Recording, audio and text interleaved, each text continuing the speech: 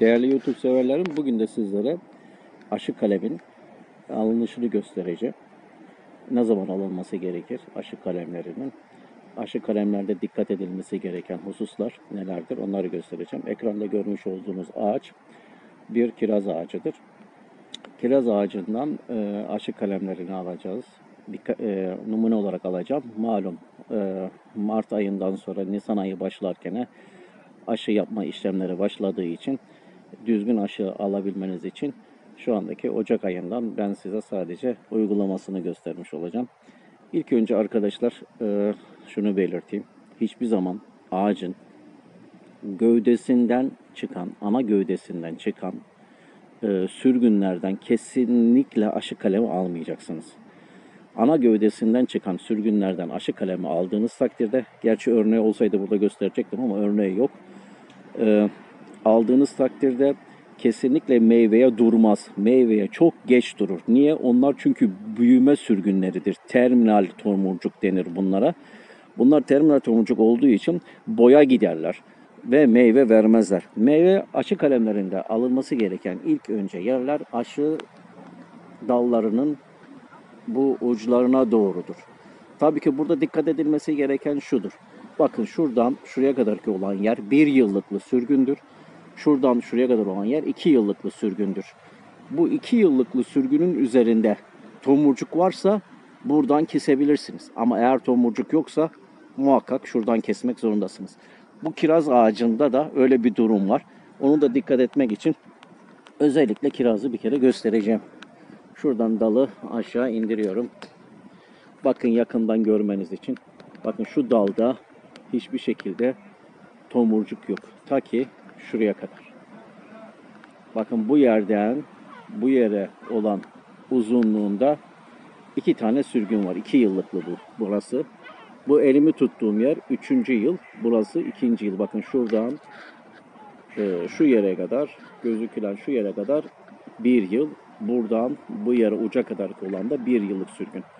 Bakın şu anda görmüş olduğunuz 1 yıllıklı olan yerde harika bir şekilde tomurcukları var. Ve şu 2 yıllıktan sonrakinde dal gelmiş, dal oluşmuş. Hiçbir şekilde aşağıda ters de dönersek böyle de baktığımızda tomurcuk yok arkadaşlar.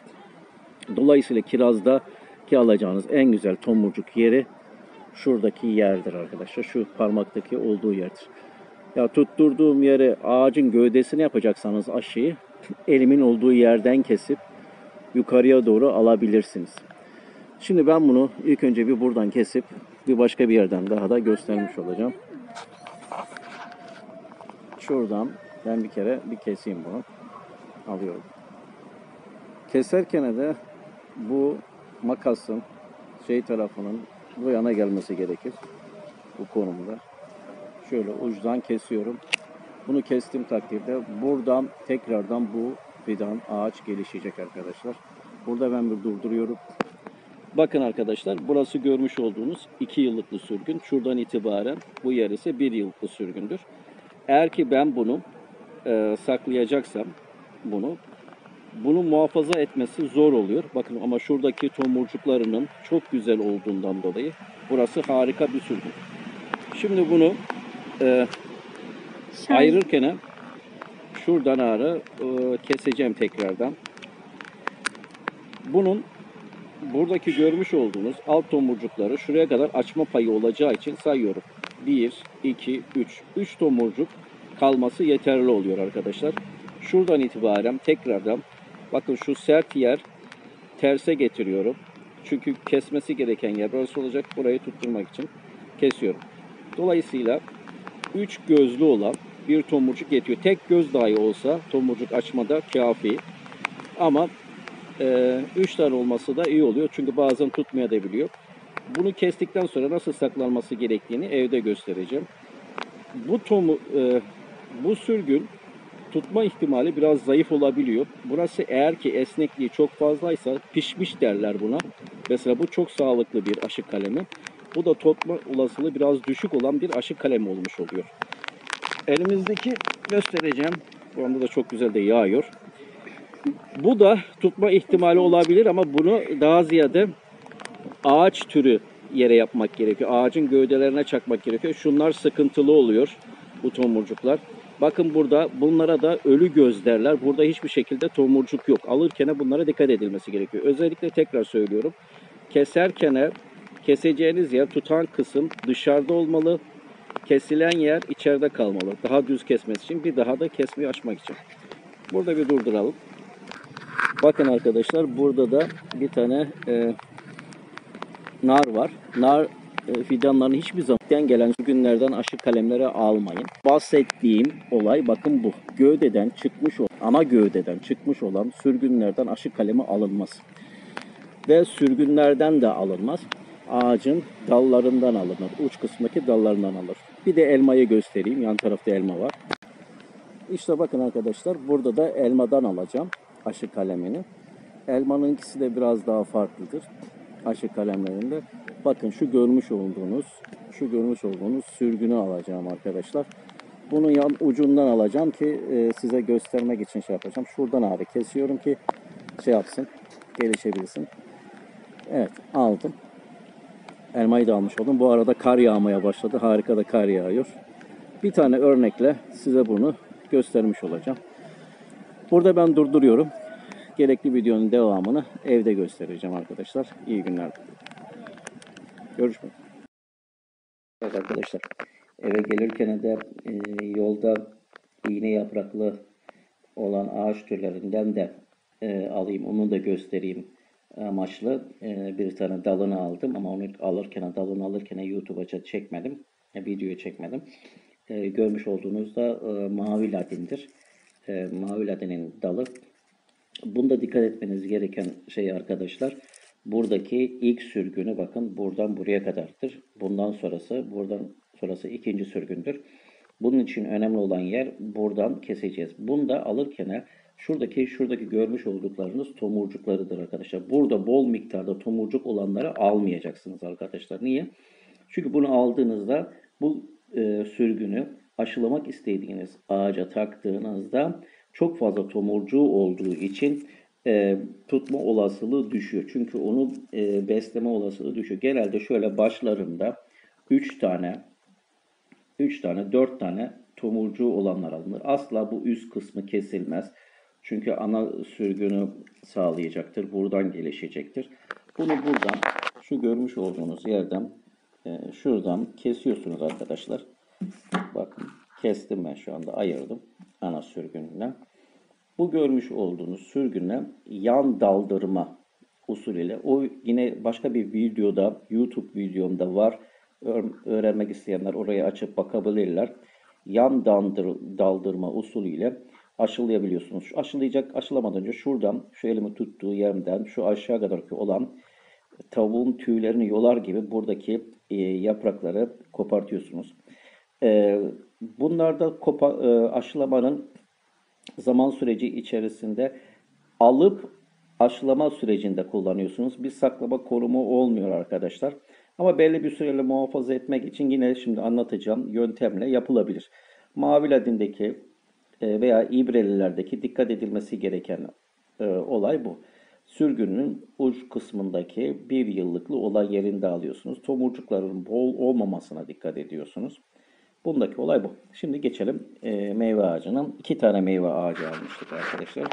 Birisi elma, diğeri de kiraz. Kiraz ağacını orada zaten budamıştık. Bakın bu, buradaki göstereceğim. Şu en uç kısmındakiydi. Bu yalnız bu kiraz böyle büktüğünüzde kolay gene bükülmüyorsa arkadaşlar, bu güzel bir türdür. Bundaki sıkıntısı olan bu yeridir. Burası 3. yılı olan yerdi. Bunu ağaca kabuk altı aşı yapacaksanız bu tip şeylerde kullanabilirsiniz. Ama muhafazası biraz sıkıntılıdır. Çünkü tomurcukları dibinden gelmemiştir. Bakın şurada gelmiş olan tomurcukları var. Şu yerden kesebilirsiniz. Burayı alabilirsiniz. Şuradakiler kalsa, şu uçtakiler kalsa yeter. Ama muhafaza ederken, saklarken bu şekilde saklayın. Ola ki buradaki tomurcukları düşebilir, bir şekilde kırılabilir. Uygulama anında, takma anında kesersiniz. Muhakkak bakın bunun Kör olan yeri buralar. Bakın hiçbir şekilde tomurcuğu yok. Buralara kör tomurcuk yeri denir. Çünkü buradaki tomurcuklar bayağı şişkin olduğu için net görüyorsunuz. Bakın bir elmaya geldiğinizde elmadaki tomurcuklar daha küçüktür. Ve uçlarına doğru yerlerinde göremezsiniz. Mesela bakın burada büyük bir şekilde var bu yerlerinde. Şimdi bu kalemde neresinden neresine aşı kalemi olarak alacağım. Bakın şu gelişen yan dalı var. Bu şekilde olması uygun değil arkadaşlar. Dolayısıyla ben bunda aşı kalemini açabileceğim yer burada burası olarak kabul edersem şu 1 ve 2 sürgününü tutup şuradan şu tomurcuğunu, şu gördüğünüz tomurcuğunu şu üstünden belli bir mesafesinden şuradan ayırıyorum arkadaşlar. Belli bir mesafeden. Buradan niye ayırıyorum? Hayır. Bunun buradan bir kuruma payı var. Belli bir yere kadar. Kuruyacağı için. O yüzden dolayı biraz da yukarıdan ayırdık. Ama buradaki mesafeye de dikkat ettim. Şimdi bunun şu gelen uzantısı hiçbir işe yaramayacak arkadaşlar. Evet arkadaşlar. Bak bu kestiğimiz elmanın burasının tutma ihtimali zayıf arkadaşlar. Çünkü çok esnek. Bu kısmı işe yaramaz. Yani üst tomurcuk olmasına rağmen çok fazla tomurcuk olduğundan dolayı ve dalımızın genelde çaprazlama gitmesini istediğimiz için şuradan ağrı biz bunu keseceğiz arkadaşlar. Ve buradan bu sürgünün bakın şu yeri aşılama yeri olacak. Şunu kaldıracağız sonradan veya koyarken yer kaplayabilir. Baştan da kaldırabilirsiniz. Arkadaşlar. Bakın burada 1, 2, 3, 4. Çok fazla bile tomurcuğu var. Buradan icap ediyorsa bir tane daha alabiliriz. Dolayısıyla bakın buradan bir tane. Bir tane de daha pişkin dal olan. Bakın burada var. Arkadaşlar. Gördüğünüz gibi. Böyle örneğini göstermiş olduk. İşte bu da bir bütün dal. Mesela bunu da göstereyim. Ayırmak istersek bunu nereden ayıracağız? Bakın arkadaşlar şurada kenarda bir tane tomurcuğu var. Tek bir tomurcuk. Bakın bu çok fazla işe yaramaz. Buradan itibaren şuradan ben bunu keserim. Bir aşı kalemi buradan çıktı. Bakın ikinci aşı kalemi ise şuradan itibaren şu yerden ayırırım. Burada çünkü çok fazla var.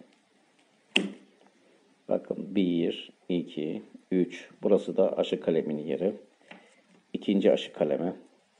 Aşı kaleminin eğri olması önemli değildir arkadaşlar. Bakın şurasının sağlam olması burası aşı kalemini sağlatır. Bakın burasının uca doğru olduğu için sıkıntılı bir yerdir. Bunun tamamını tutarım.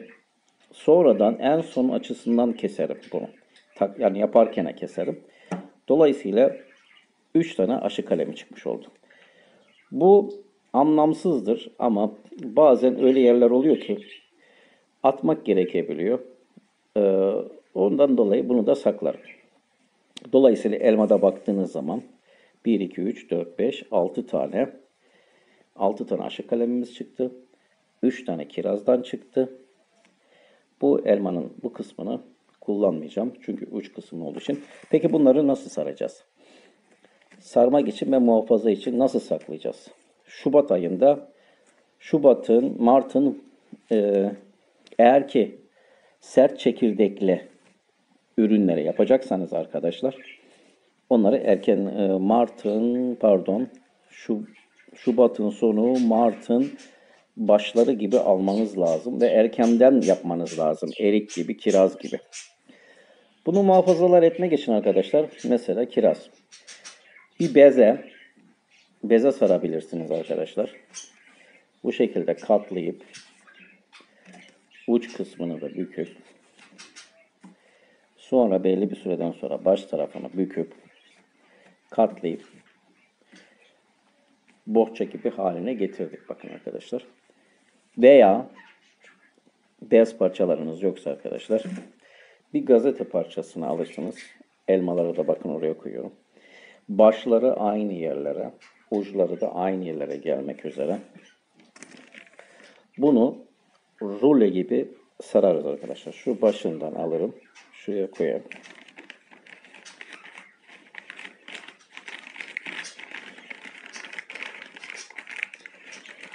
Bu tarafını da